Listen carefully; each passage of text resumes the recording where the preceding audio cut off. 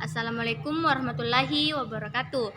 Kami dari kelompok 4 akan mempresentasikan hasil kerja kelompok kami. Adapun materinya yaitu sikap selektif terhadap pengaruh kemajuan iptek. A di bidang politik, B di bidang ekonomi, dan C di bidang sosial budaya. Sebelum memasuki materi, saya akan membacakan pengertian dari sikap selektif. Sikap selektif adalah sikap untuk memiliki dan menentukan alternatif yang terbaik bagi kehidupan diri, lingkungan masyarakat, bangsa, dan negara melalui proses yang berhati-hati, nasional, dan normatif terhadap pengaruh dari luar. Kemajuan iptek bisa memberikan dampak positif dan sikap yang bisa diambil oleh bangsa Indonesia dalam menghadapi kemajuan iptek, yaitu yang pertama, menolak pengaruh kemajuan iptek. Yang kedua, menerima sepenuhnya kemajuan iptek tanpa melakukan penyaringan lebih dulu. Dan yang ketiga, bersikap selektif terhadap pengaruh kemajuan iptek.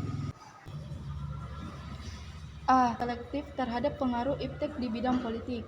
Ada 4 hal yang bisa selalu dikedepankan saat dalam bidang politik, yaitu demokratisasi, keterbukaan, hak asasi manusia, dan kebebasan.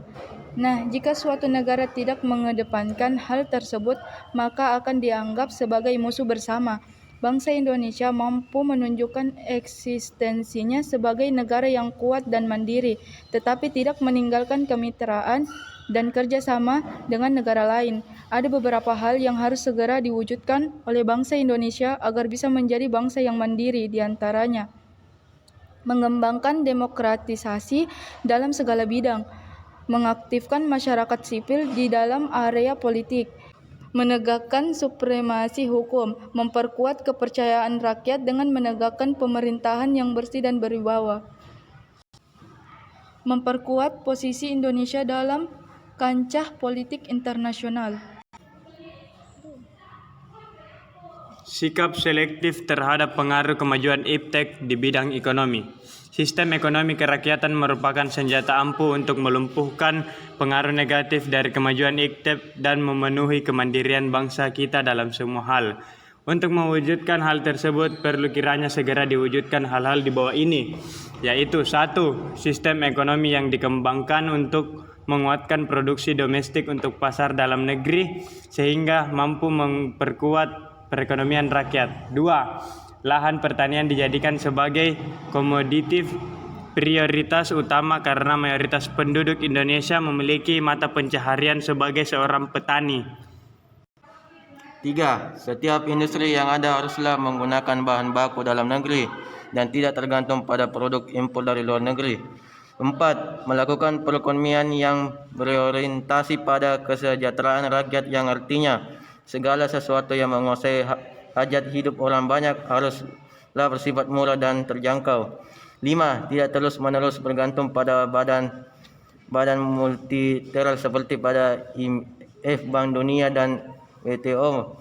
6. Menjalin serta mempererat kerjasama antara negara berkembang untuk bersama-sama menghadapi kepentingan negara-negara maju. Sikap selektif terhadap pengaruh kemajuan iptek di bidang sosial budaya. Dalam bidang sosial budaya, kemajuan iptek membuat pengaruh dalam perilaku yang ditampilkan oleh setiap masyarakat.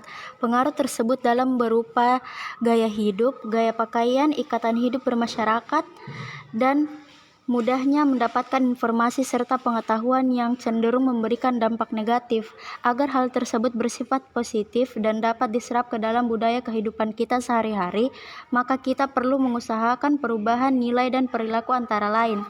1. Terbuka terhadap inovasi dan perubahan. 2. Berorientasi pada masa depan daripada masa.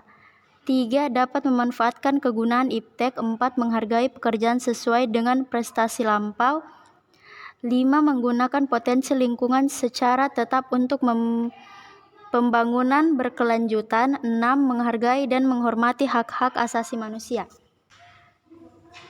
Demikianlah dari kelompok kami, lebih dan kurangnya mohon dimaafkan. Wabillahi taufiq wal hidayah. Wassalamualaikum warahmatullahi wabarakatuh.